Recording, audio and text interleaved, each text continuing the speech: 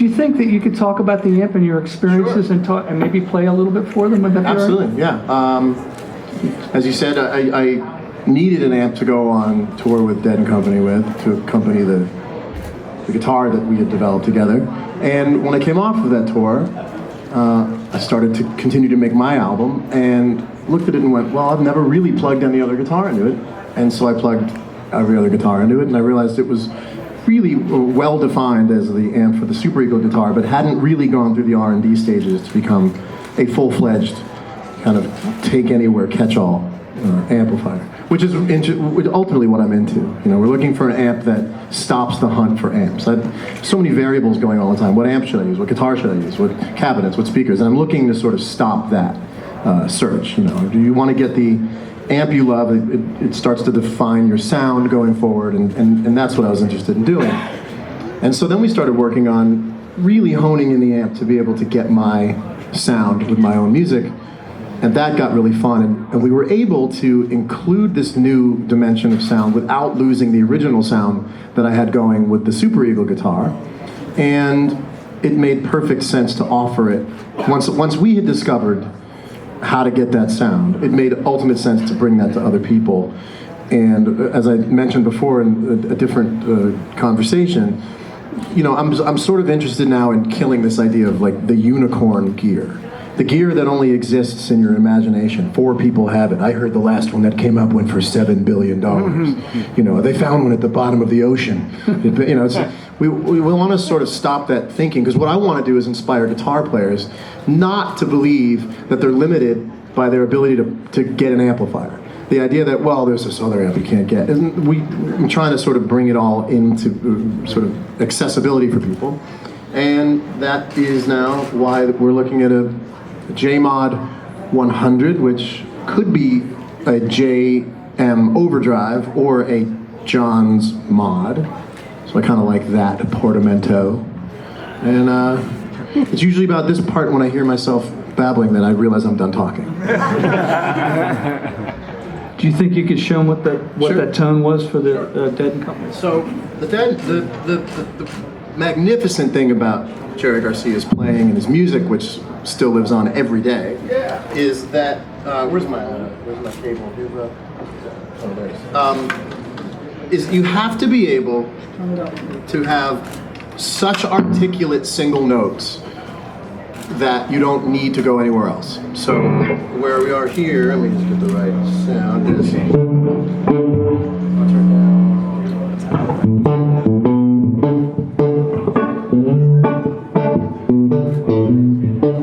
That's one note. And most guitars won't allow you to sustain that kind of focus in terms of playing it and people going, wow, there it is, you know. But we had to develop it so that all these great lines, you know.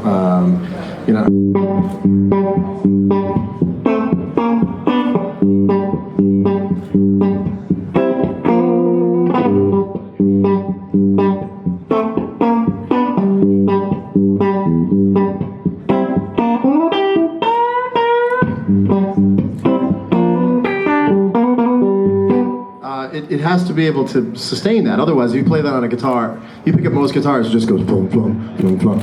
And it has to have that intrinsic sort of joy sound to it. And you get that from a longer scale length, and so it's also very, very clean. Let me get a little more out of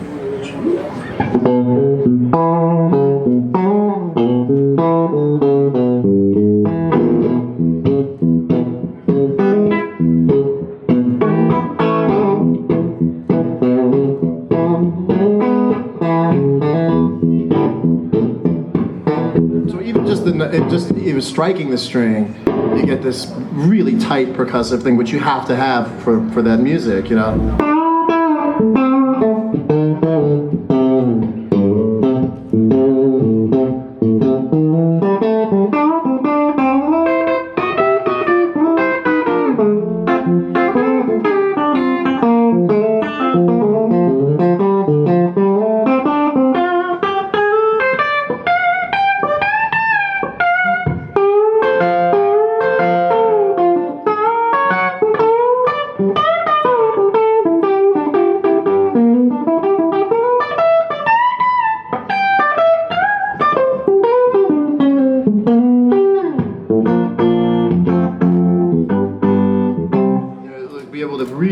when the tone is right, and the feel is right, then your timing is right, and your focus is right, and it's the most satisfying experience. We've all had really satisfying experiences playing music, and really confusingly disappointing experiences playing music. There's been jam sessions you walk away from and you go, I'm nothing, I can't, and there's good nights and bad nights as a human being, but what I'm seeking to do is try to eliminate all the variables in gear that we're not really sure why they happen, but when you put the guitar down, you go, that was not a thrill.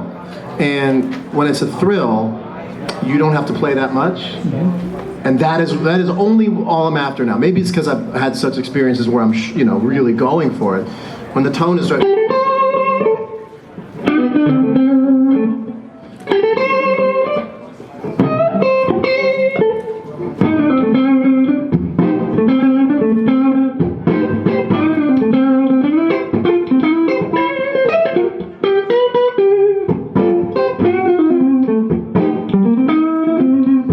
Now, if you were playing in a gig, and The bright switches in. right?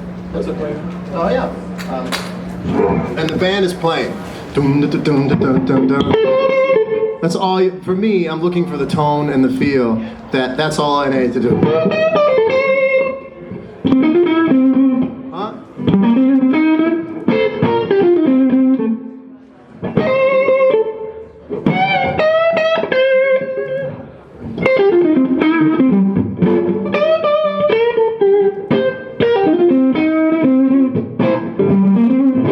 The thing the amp does is it's compressing in the exact amount that allows you to keep a bounce going on the guitar. And it's a really great sort of rhythmic bounce if you've got distortion on.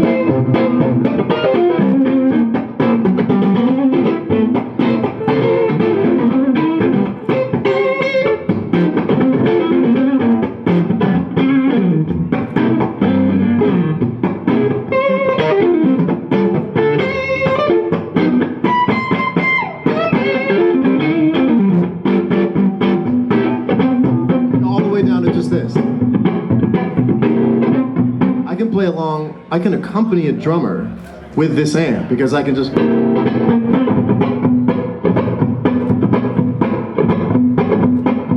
I promise you most guitar amps will not be stiff enough in the power section to be able to.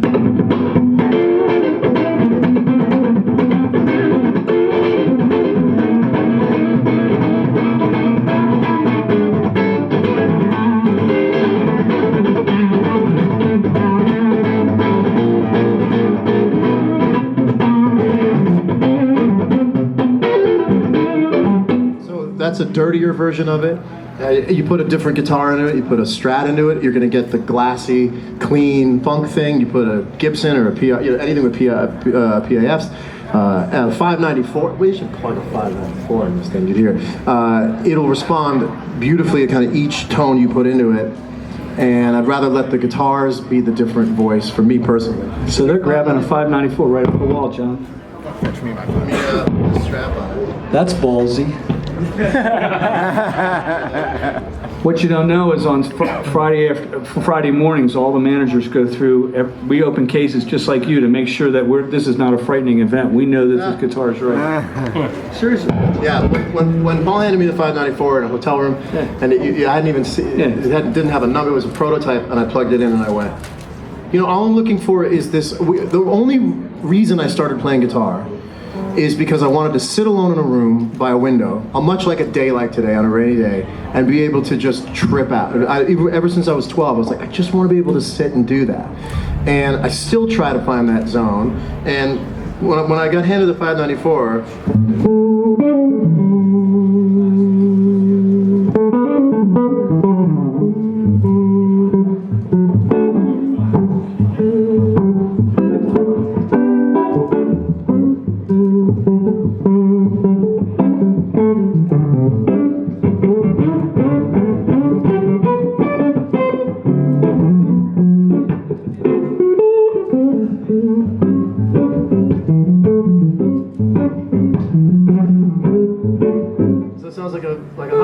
Sounds like an old guitar. Right off the wall. That's good, right? Yeah, I should give John a hand for having the courage to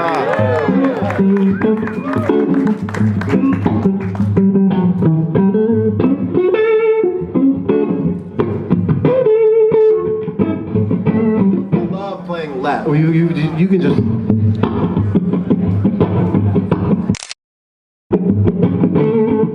One note.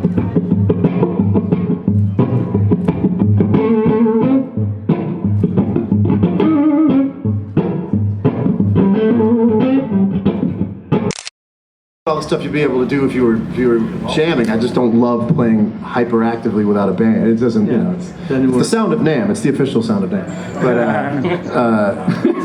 you know, the hyper, like, oh, jamming with the band of gypsies in your mind. But that's what I'm looking for in my career and my playing now is this beautiful. You want to be able to make a note, you intend to make a note, hear the note, and go, yeah.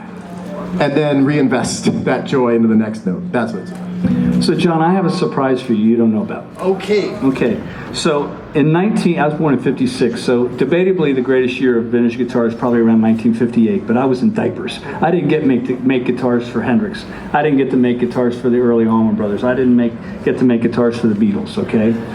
But we're making guitars now, and our industry is built on extraordinary musicians that become legends, all right? Behind you, this is Mark Tremonti's guitar that he played on My Sacrifice. This is Carlos Santana's touring guitar. This is one of your other touring guitars. This is the guitar that Neil Schon uses in Journey every night. So they're sitting right behind you, and what's different is when you walked up, you just thought it was some of the other guitars. Yeah. They look so similar to what we normally sell, and that's one of your Dead & Company guitars, right? This is John McLaughlin's guitar that he's been touring with. Yes, they look at the look on his face now. Well, right? yeah, I mean, come on. Man, that's taste. This is Jack Fowler's guitar from Sleeping with Sirens, and we've got Mark Holton's guitar from Periphery on the end. So these are guitars that are becoming legends in our lifetime. Well, thank you. And we included your guitar in that batch, so everybody should give John a hand. Thank you.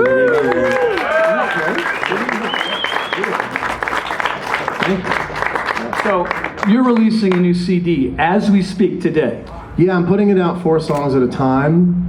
I think it's time for music to catch up with the way that people consume things, the way that television and movies have, and it seems to be working. So the first wave of songs off a record called The Search for Everything came out last night today, and I'm having fun knowing it's out in the world. It's not a secret. Anybody here make records? There's tons of people here make records. Yeah, I mean, there's a moment where it goes from being something that kept you company to belonging to everybody, and the moment where it passes over is thrilling and frightening and moving, and the idea now that these things that were in my head are now in other people's heads. It's amazing. The most incredible thing was I played my own record last night off of like Spotify, and I went, well, this isn't off of Dropbox anymore. It's just easier to hear my, I don't have to get it through. It's amazing. You work, then somebody emails it to somebody gets the master up, and then it's on iTunes, and you go, oh, it's everybody's now. So it's been a really fun day, and this is an awesome part of it too. I wouldn't want to be doing anything else on a release day. So this is the press for our industry, our guitar industry, our amp industry. And we don't get an opportunity very often to do this, John. So from my heart to yours, thank you so much for coming. Everybody should give him a big hand. So with that, this is a press conference. Yes. Why don't we take 2 questions and then we're going to be done. Right on. Yes, right here. Huge fan. Thank you. And I'm a female guitarist.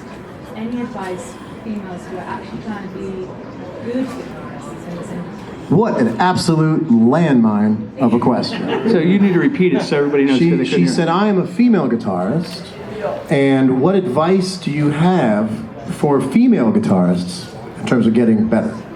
There is absolutely no way to answer that in a way that, I mean, I would love, if it were you and I hanging out, I would like wager some guesses, but I think this is the same for everybody. I have to imagine the ergonomics are the same.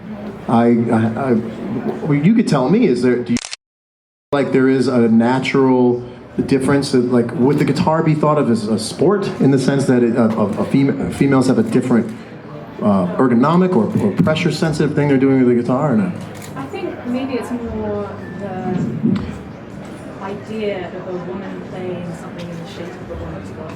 Well, that's interesting. Oh, there you go. So there's Paul, are they comfortable for a woman? Look, there is a record being released on Steve Vai's label today of 10 female guitar players, one per. Yeah. You got to remember, Rhonda Smith has been through 3 Jeff Beck tours. This thing with female guitar players in Prince's band is getting stronger by the day. And I'm seeing it on Instagram. And Instagram is, you know, Twitter is a place for humor, and Instagram is a place for, now with the minute-long video, it is a place for musicians to get heard. Not even so much bands. It doesn't work. You know, you can't really get a song on Instagram. So what people are really making the most of it with are playing guitar. And I search. I've said this before. I search my name on Instagram. It's the only search I do is of my own name on Instagram. And, I mean, I do other searches, but the only search of my own name is on Instagram. And I'm seeing dozens a day. I'm watching every single one. So just so you know, if there's somebody playing guitar and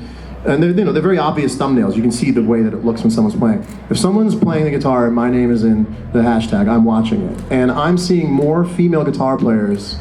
I wish I knew them by name, but there's one girl who plays incredible. She hangs out in front of a Led Zeppelin album cover on the wall. And forgive me for not knowing her name. Maybe throw it in there if you find it. But and she's playing great.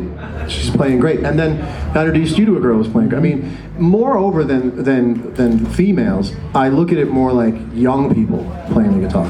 There is no reason culturally right now for a young person to play guitar just based on reading sort of what's culturally on the surface. That speaks to the power of a guitar that once you find it, you go, I gotta do this. And I'm seeing now, if we look at everything in sort of a plantation system, we're looking at the seed that started maybe 5-6 years ago, people wanted to get back into guitar. And we'll look at them right now as in the middle process of not having record deals yet, but not being beginners. They're all on Instagram, and they're playing great. They'll cover my song within 12 hours, within 2 hours of my putting a song out, and have it down, you know. It really is very inspiring. And I'm not sure how this plays out into the market sort of aspect of things and metrics, but in terms of the art form, I think it's completely alive and well. And that's why that's why I watch Instagram all the time. I love watching people play. Mateus Sato was here. He's playing his ass off. He's one of the best guitar players around, and his stage is Instagram. You know, I mean, he plays his own music and he plays in Tori Kelly's band, but where I found him, he sold one of the guitars he plays to me. I bought it because I watched him play it. That power is still there. The power of watching another guitar player and going, oh shit. Or the power of watching the guitar player and going, what pedal is that? I went and saw Michael Landau play the other night. Phenomenal guitar player. I just sat there. I drove myself in the middle of the night to go sit on a stool alone and watch Michael Landau play. And I want to know what pedal he's got. And I've been doing this for a living for a long time, and I've got a lot of pedals, and I want to know what he's got. Yeah. So it's alive and well, and I just want to know now if Paul guitar. Have you thought about? So what you don't know is when we came out with the hollow bodies, all these women started to buy them because it was ergonomically sat well with them. There you go.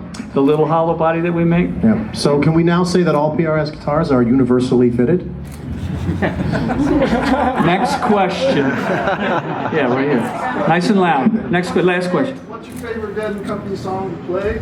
And get a few notes if you could, please. Absolutely. I would say that there's so many that, I mean, I guess part of the fun of it not being my music is that I don't have the relationship of having labored over writing it. I don't have any notions. I'm not clouded by the frustration of what it was like to write it or produce it or record it. So I look at it as these incredible sort of like jungle gyms to play on, you know? And I love the ones that have grooves built in, you know, like the ones that I was playing. I love He's Gone. Oh, I need the Super Eagle if I can get that.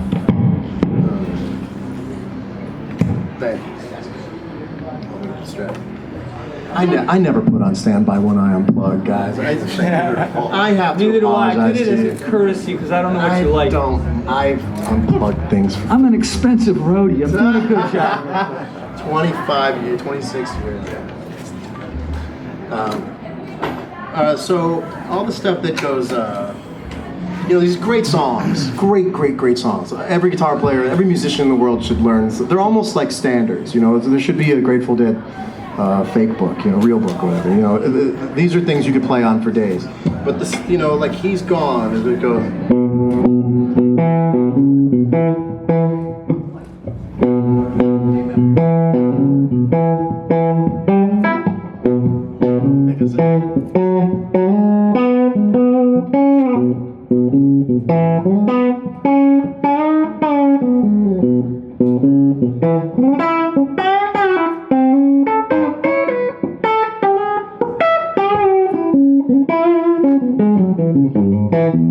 I could do that all day.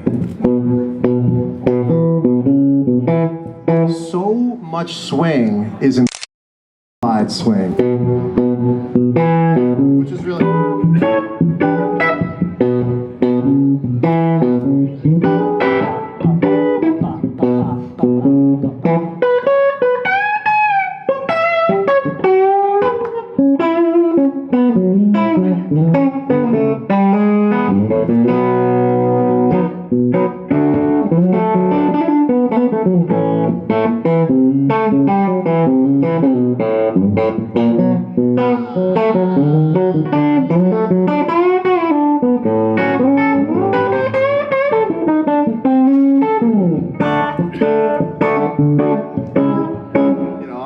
So that's one.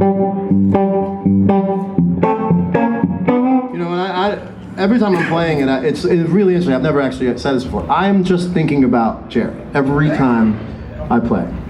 I sort of I factor myself in, or him into me, or me into him, or something. And I just thought of it right now as I was playing, because I'm in such the mode of putting out my own music.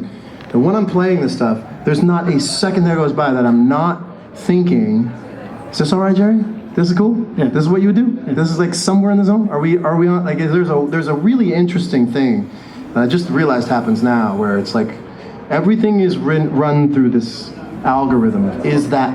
It's like a soul circuit that it goes through for that one person. You know, it's a really interesting job to have, if you think about it, as an artist, is to be yourself, but also play in the intended spirit of something. And then there's also, you know, on a rhythm level thing, in terms of getting a feeling across.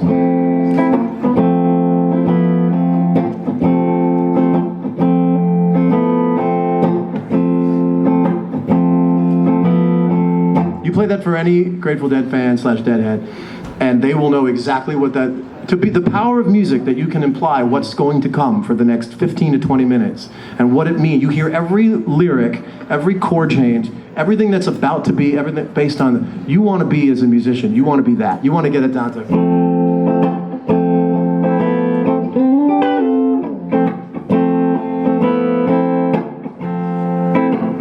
It's deceptively hard to play. It seems like it's just an F chord, but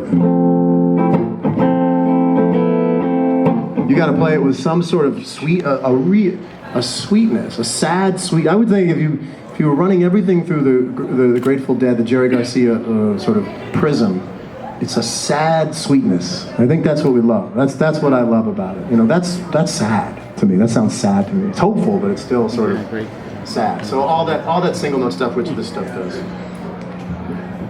So John, thank you very, very much for coming. Everybody, if you could give him a big hand for being here. Thank you much.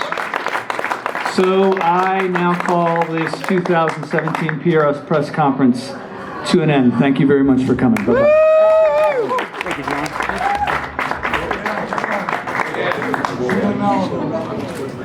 Thank you, John. Thanks, you guys. Thank you. Thank you, John. Thank you. Very cool.